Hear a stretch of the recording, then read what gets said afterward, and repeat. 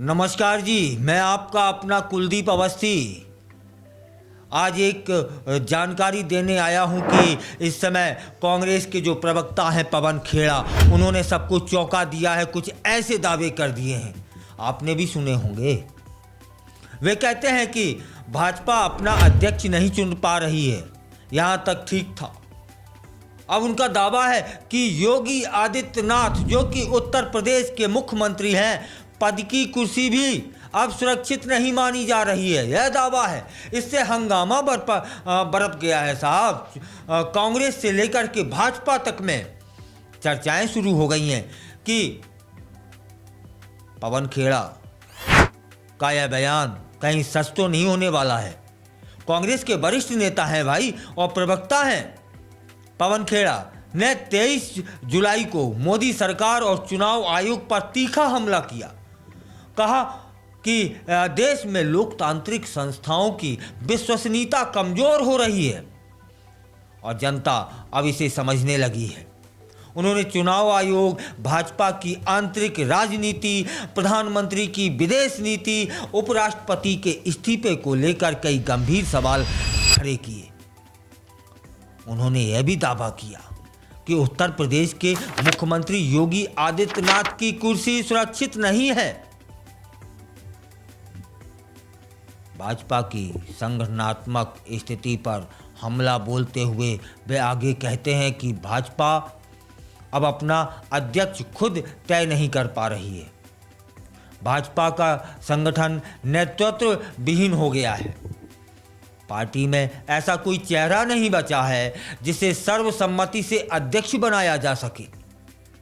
वे दावा भी करते हैं। अब जब ये दावा हुआ है ना, उसे ध्यान से सुनिएगा। बड़ा हंगामा पैदा करने वाला दावा है। या फिर उन पर कौन सी मशीन है कि जो वो भविष्य में होने वाली घटनाओं को जान लेते हैं। वे दावा करते हैं कि उत्तर प्रदेश के मुख्यमंत्री योगी आदित्यनाथ की कुर्सी अब सुरक्षित नहीं है और उन्हें लेकर पार्टी में अंदरूनी खींचतान चल रही है। या तो उनके सूत्र मुखबिर बड़े मजबूत हैं या फिर उनकी भविष्य पर पकड़ है, जो ये जान लेते हैं कि उनकी कुर्सी सुरक्षित नहीं है, कुछ होने वाला है। खैर, पवन खेड़ा ने तो चुनाव आयोग की निष्पक्षता पर भी सवाल खड़े किए। वे कहते हैं कि चुनाव आयोग अपनी निष्पक्षता खो चुका है।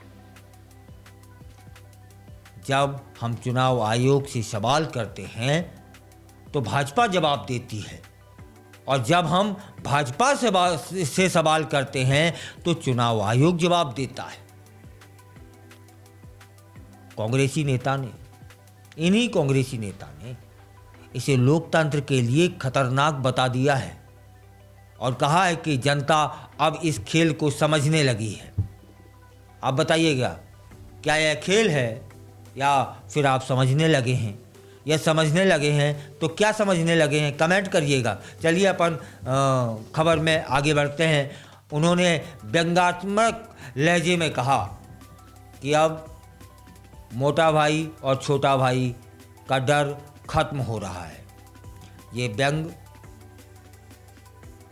ही माना जाएगा और इशारा किनकी ओर है हम और आप भी समझ सकते हैं। खैर, कांग्रेसी नेता ने उपराष्ट्रपति जगदीप धनखड़ के इस्तीफे पर भी सवाल खड़े कर दिए हैं। वे कहते हैं कि इस्तीफा रहस्यमय तरीके से हुआ है और उपराष्ट्रपति को देश के सामने अपने इस्तीफे का कारण स्पष्ट करना चाहिए। सवाल भी उठा दिया कि जब संसद का मानसून सत्र शुरू हो रहा था तब उपराष्ट्रपति का इस्तीफा संदेह पैदा करता है। क्या यह किसी योजना का हिस्सा था? आपको क्या लगता है? बताइएगा। और प्रधानमंत्री की विदेश नीति पर व्यंग्यात्मक टिप्पणी की।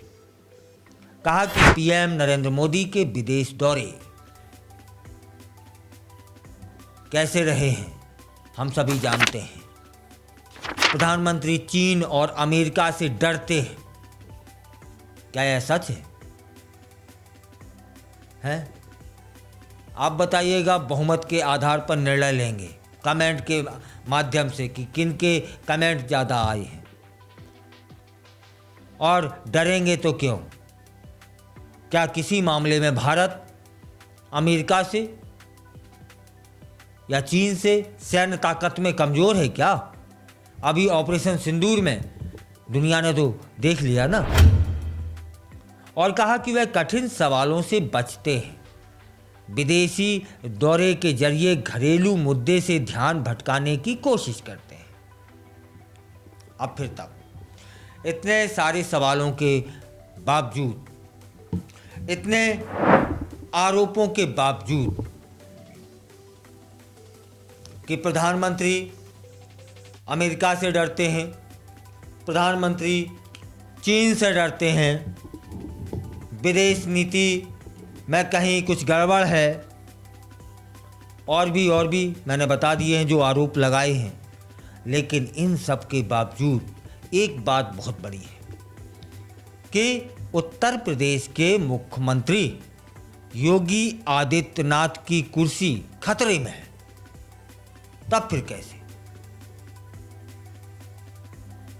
कहते हैं ना साहब कि धुआं तो वहीं उठता है जहां चिंगारी दबी होती है।